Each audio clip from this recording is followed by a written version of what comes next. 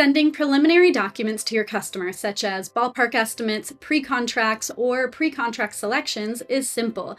Use the customer order document type with the option to exclude from the budget. Let's walk through this using a couple examples together.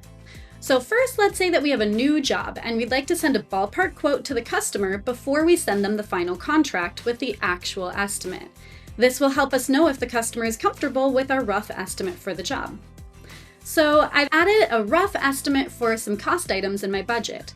So now I can create the new document by clicking plus document. I will then choose the customer order template to use. Let's pick our ballpark estimate here. Good. And now we'll be asked which cost items we'd like to include on the document. Let's leave them all selected. Then we'll go ahead and click Create Document. Since this is a ballpark estimate, I'd probably want to hide most of the cost items in cost groups and maybe rather include just a detailed scope of work with a lump sum.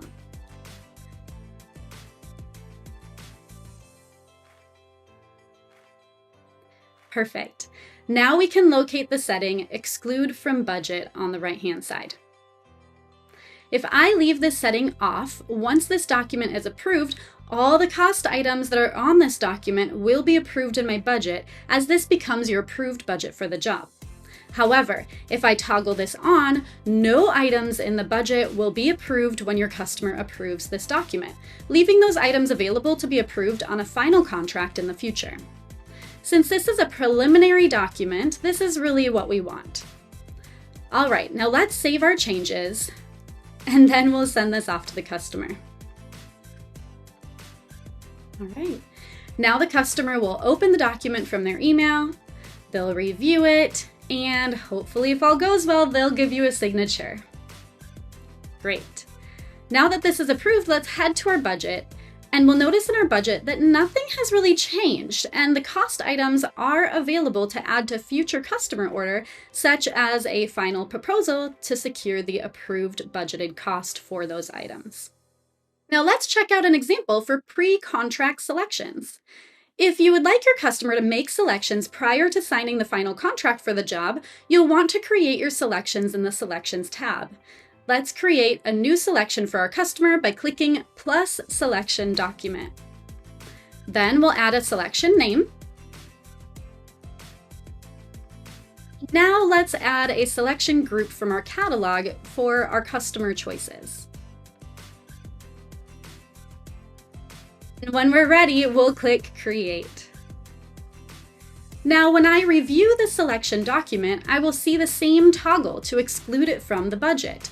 We will turn this on since we just want to collect their choices and include these selections in the comprehensive final contract in the future. Okay, so let's get this sent to the customer. Your customer will then open the selection document on their portal, making their selection, and then they'll go ahead and sign it. Now let's see what happened in our budget. The selected item was added to our budget, however, it does not have an approved budgeted cost. This means that we can create a final proposal with all the selected items on it, and our customer can give us that final sign-off on the total budget for the project. We will see the documents that are excluded from the budget in our Documents tab. Here you'll notice that they are included in the Customer Order section along with a small icon. This indicates that some of the customer order documents are excluded from the budget. Now, the Exclude from Budget setting is also available on customer orders in your document templates, so you can set the default for each specific template. While editing the document template, scroll all the way to the bottom, and then you'll notice an option to Exclude from Budget. This means that once your customer approves this document, the cost items in your document will not be approved in your budget. If you have any questions, please contact your success manager or email support@jobtread.com.